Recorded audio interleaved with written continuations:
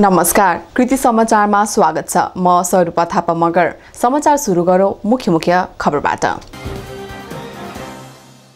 नेपालमा 1000 पुगेको 5 दिन नबित्दै कोरोना संक्रमितको संख्या दोब्बर, कुल संख्या 2049 पुग्यो। धरान गौतम पथदेखि पब्लिक हाई स्कुल तल्लो गेटसम्मको सडक मर्मतको लागत इस्टिमेट स्थानीयलाई दिएन। लागत इस्टिमेट माग्दा ठेक्का पाएको श्याम कन्स्ट्रक्सनले काम छाडेर अन्यत्र काम गरेको स्थानीयको गुनासो। संविधान संशोधन प्रस्ताव दर्ता गर्न पुगे नेपाली कांग्रेसका केही सांसद अमरेश कुमार सिंह सहित 5 जना सांसदले गराए दर्ता। आइपास नेपालले धरानको बीपी प्रतिष्ठान र धरानको स्वास्थ्य महाशाखालाई स्वास्थ्य सामग्री प्रदान, करिब 14.5 लाख रुपैयाँ बराबरको सामग्री प्रदान।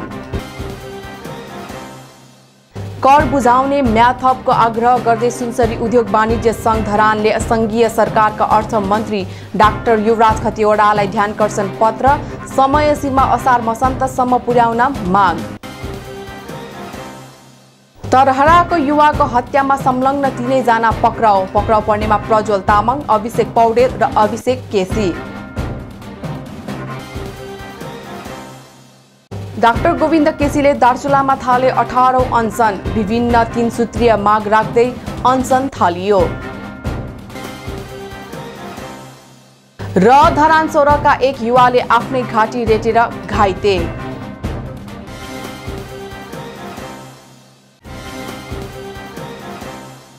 अब समाचार विस्तारमा। नेपालमा 1000 पुगेको 5 दिन नबित्दै कोरोना संक्रमितको संख्या दोब्बर बढेको छ।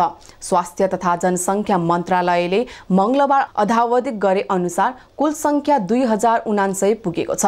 जेठ 15 गते 1042 कोरोना संक्रमित रहेका थिए। 5 दिनको अन्तरालमा संक्रमितको संख्या दोब्बर बढेको हो। मंगलबार मात्रै 288 जना कोरोना संक्रमित देखिएको मन्त्रालयका प्रवक्ता डाक्टर विकास देवकोटाले जानकारी दिए। नेपालमा पहिलो पटक चीनबाट आएका पुरुषमा माघ 10 गते कोरोना संक्रमित देखिएको थियो। त्यसको ठिक एक महिनापछि मात्रै दोस्रो संक्रमित र तेस्रो संक्रमित देखिएका थिए। त्यस यता भने नेपालमा कोरोना संक्रमणको संख्या हुवात्तै बढ्न थालेको हो। डाक्टर देवकोटाका अनुसार नेपालमा कोरोनाबाट निको भएर घर फर्किनेको संख्या 266 पुगेको छ। सोमबार साँझ मात्रै धरानको बीपी कोइराला स्वास्थ्य विज्ञान प्रतिष्ठानबाट धरानकी 51 वर्षीय महिला सहित 18 जना कोरोनाबाट मुक्त भएर घर फर्किएका थिए। हालसम्म 75,345 को पीसीआर परीक्षण गरिएको छ। धरान 9 गौतम पथदेखि पब्लिक हाई स्कुलको खेल मैदानसम्मको सडक मर्मतको मापदण्ड सहित लागत इस्टिमेट माग्दा ठेक्का पाएको श्याम कन्स्ट्रक्सनले त्यहाँको काम छाडेर अन्यत्र काम थालेका वाडावासीले गुनासो गरेका छन्। सम्बन्धित वाडाका वाडाध्यक्ष रत्न कटवालले मर्मत हुँदै गरेको सडकको लागत इस्टिमेट लगायत माग्दा ठेकेदार कम्पनीले अन्यत्रै काम थालेको बताउनुभयो। वार्ड अध्यक्ष रत्न कटवालले पनि सडकको लम्बाइ, चौडाइ, मोटाइ के कति मर्मत हुन लागेको हो भनेर कागजात माग्दा हालसम्म नपाएको बताउनुभयो। उक्त सडकको काम श्याम कन्स्ट्रक्सनले प्राप्त गरेको छ। उहाँले आफ्नो वाडामा बनेको सडकको अनुगमन गर्न पाउनुपर्ने माग गर्नुभयो। 15,39,000 रुपैयाँको लागत इस्टिमेट भए पनि ठेक्का प्राप्त गरेको कम्पनी श्याम कन्स्ट्रक्सनले केही कममा ठेक्का प्राप्त गरेको हो। श्याम कन्स्ट्रक्सनले धरानको 7 वटा सडक मर्मतको कामको जिम्मा पाएको छ। असार मसान्तसम्म सक्ने गरी धरान उपमहानगरपालिकासँग सम्झौता भएको योजना महाशाखाका वरिष्ठ इन्जिनियर सुरज श्रेष्ठले बताउनुभयो। यता श्याम कन्स्ट्रक्सनका साइट इन्चार्ज प्रभास तामाङले आफूहरूले काम नरोकेको बताउनुभयो। सुरुवातमै गौतम पथको काम थाल्ने भनेर खाल्डा खुल्डी कटिङ सुरु गर्दा वार्ड अध्यक्षले देखेपछि हामीलाई केही जानकारी छैन भन्दै भनेपछि आफूहरूले लागत इस्टिमेट प्रिन्ट गरेर दिएको उहाँले बताउनुभयो। अध्यक्षले भनेकै आधारमा छलफल बसेर काम गर्ने भन्ने भएपछि अन्य सडकको काम थालेको उहाँको भनाइ छ। सूचनाको हक सम्बन्धी ऐन 2064 को परिच्छेद 2 मा सूचनाको हक र सूचना प्रवाह सम्बन्धी व्यवस्थाको दफा 3 को 1 मा प्रत्येक नेपाली नागरिकलाई यस ऐनको अधीनमा रही सूचनाको हक हुनेछ भनी व्यवस्था गरिएको छ। सोही परिच्छेदको दफा 4 को 1 मा प्रत्येक सार्वजनिक निकायले नागरिकको सूचनाको हक सम्मान र संरक्षण गराउनु पर्नेछ भनी व्यवस्था गरेको छ। सोही दफाको उपदफा 2 को ग मा आफ्नो काम कारबाही खुल्ला र पारदर्शी रूपमा गर्नु भनेर उल्लेख छ। संविधान संशोधनको प्रस्ताव दर्ता गर्नका लागि प्रमुख प्रतिपक्षी दल नेपाली कांग्रेस संसद सचिवालय पुग्नु भएको छ। नेपाली कांग्रेसको बैठकबाटै संविधान संशोधन प्रस्ताव दर्ता गर्ने निर्णय भएको थियो। सोही निर्णय अनुरूप नै केन्द्रीय समितिले संसदीय दललाई दिएको निर्देशन अनुसार संशोधन दर्ताका लागि संसद सचिवालय पुग्नु भएको हो। पार्टीको नेतृत्व गर्दा सांसदहरू अमरेश कुमार सिंह, उमाकान्ता चौधरी लगायत प्रस्ताव दर्ता गर्नका लागि मंगलबार अपराह्न संसद सचिवालयमा पुग्नु भएको हो। शनिबार बसेको केन्द्रीय समितिको बैठकमा तराई मधेसका जनताको माग पूरा नभएकाले पुनः संविधान संशोधन प्रस्ताव दर्ता गर्नका लागि संसदीय दललाई निर्देशन दिएको थियो। पार्टीका तर्फबाट भने सचेतक पुष्पा भूषाल गौतमले संविधान संशोधन प्रस्ताव दर्ता गर्ने तयारीमा रहेको बताउनुभयो। सुरक्षित मातृत्वको क्षेत्रमा कार्यरत आइपास नेपालले धरानको बीपी कोइला स्वास्थ्य विज्ञान प्रतिष्ठान र धरान उपमहानगरको स्वास्थ्य महाशाखालाई स्वास्थ्य सामग्री प्रदान गरेको छ। मंगलबार एक कार्यक्रमका बीच संस्थाले प्रतिष्ठान प्रसूति रोग विभागका प्रमुख डाक्टर मोहन चन्द्र रेग्मी र धरान उपमहानगरकी उपमेयर मञ्जु भण्डारी सुवेदीलाई स्वास्थ्य सामग्री हस्तान्तरण गरेको हो। संस्थाले धरानका 2 वटा संस्थालाई 14,45,385 रुपैयाँ बराबरको सामग्री प्रदान गरेको आइपास नेपालका प्रदेश 1 संयोजक केदार भण्डारीले जानकारी दिनुभयो। आइपासले प्रदेश 1 को 6 जिल्लामा सुरक्षित मातृत्वका लागि काम गर्दै आइरहेको छ। संस्थाले तेह्रथुम, सङ्खुवासभा, सुनसरी, इलाम, मोरङ र पाँचथरमा काम गर्दै आइरहेको छ। संस्थाले पीपीई र KN95 मास्क प्रदान गरेको हो। परिवार नियोजनको क्षेत्रमा कार्यरत संस्थाहरूलाई कोरोना महामारीका बीचमा स्वास्थ्य सामग्री प्रदान गरिएको संयोजक भण्डारीले जानकारी दिनुभयो।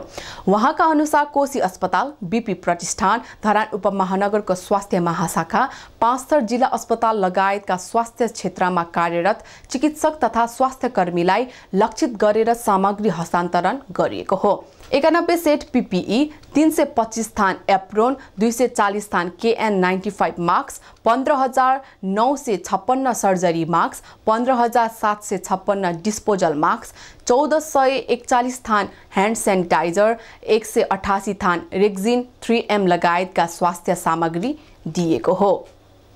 कृति समाचारमा अब विज्ञापनको पालो।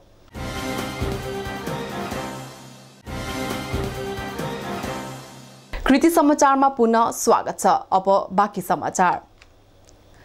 कर बुझाउने म्याद थपको आग्रह गर्दै सुनसरी उद्योग वाणिज्य संघ धरानले संघीय सरकारका अर्थमन्त्री डाक्टर युवराज खतिवडालाई ध्यानकर्षण पत्र पठाएको छ। कर विवरण सहित कर बुझाउने म्याद थपको माग गर्दै संघका अध्यक्ष गिरिधारी सापकोटाले अर्थमन्त्री खतिवडालाई ध्यानकर्षण पत्र पठाउनु भएको हो। आन्तरिक राजस्व विभागले जेठ 25 गतेदेखि 32 गतेसम्म कर बुझाउने समय सीमा तोकेको छ। तर लकडाउन जेठ 32 गतेसम्म भएकोले यो अवधिमा कर विवरण तथा कर बुझाउन नसक्ने भन्दै संघले म्याद थप गर्न आग्रह गरेको हो। असार मसान्तसम्म म्याद थप गरिदिन आग्रह गरिएको छ। लकडाउनले व्यापार व्यवसाय ठप्प भएको बेला विभागको यो सूचनाले उद्योगी व्यवसायीहरू थप आक्रान्त र हतोत्साहित भएको संघको भनाइ छ। युकेमा बस्दै आएका तरहराका एक युवालाई हत्या गरेको अभियोगमा फरार 3 जना युवालाई इटहरी प्रहरीले नियन्त्रणमा लिएको छ। आइतबार इटहरी 20 तररा स्थित एकान्त टोलका 26 वर्षीय राजन राईलाई छुरा प्रहार गरी 3 जना युवाले हत्या गरेका थिए। फरार रहेका युवाहरूलाई खनार पूर्वबाट सोमबार साँझ नियन्त्रणमा लिएको इलाका प्रहरी कार्यालय इटहरीका डीएसपी धर्मराज भण्डारीले जानकारी दिए। उनका अनुसार पक्राउ पर्नेमा मुख्य अभियुक्त प्रज्वल तामाङ, अभिषेक पौडेल र अभिषेक केसी छन्। उनीहरूलाई इटरी 11 खनार भन्दा पूर्वतर्फ लुकी छिपी बसिरहेको अवस्थामा पक्राउ गरिएको हो। ती युवाहरू दुर्व्यसनीमा फँसेका थिए। तीनैजना युवाहरू गाँजा तथा गोटी खाने युवाहरू रहेको प्रहरी बताउँछ। प्रज्वलसँग सामान्य विवाद भएपछि ढुकेर राजनमाथि तीनैजना युवाले छुरा र लाठी प्रहार गरेका थिए। गम्भीर घाइते बनेका राजनको उपचारको क्रममा धरान स्थित बीपी कोइला स्वास्थ्य विज्ञान प्रतिष्ठानमा उपचारको क्रममा निधन भएको थियो। तीनैजना माथि कर्तव्य ज्यान मुद्दामा म्याद थप गरी अनुसन्धान अगाडि बढाइएको छ। मंगलबार बसेको धरान उपमहानगरको कार्यपालिकाको बैठकले धरानका नदी खोलाको ढुङ्गा गिटी आफै उत्खनन गर्ने निर्णय गरेको छ। ठेक्का प्राप्त गरेको कम्पनीले लकडाउनका कारण ढुङ्गा गिटी उत्खनन गर्न नपाएको गुनासो गरेपछि रद्द गरेर उपमहानगर आफैले ढुङ्गा गिटी उत्खनन गर्ने निर्णय गरेको हो। धरान उपमहानगरका सामाजिक विकास महाशाखाका अधिकृत गणेश प्रसाद खतिवडाले कार्यपालिकाको बैठकले आफै उठाउने निर्णय गरेको बताउनुभयो। त्यस क्रममा खानेपानीको विषयमा पनि कार्यपालिका सदस्यहरूले कुरा उठाएका थिए।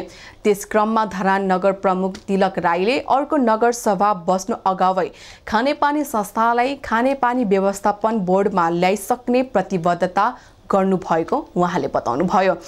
बोर्डमा गाभ्ने विषयमा एक प्राविधिक समिति गठन गर्ने तयारी भएको 17 नम्बर वार्ड अध्यक्ष मनोज भट्टराईले जानकारी दिनुभयो। यसअघिको कार्यपालिकाको बैठकमा पहिलो विषयले प्रवेश पाएपछि दोस्रो विषयमा प्रवेशपूर्ण नै खानेपानी बोर्डको विषय उठेपछि बैठक स्थगित भएको थियो।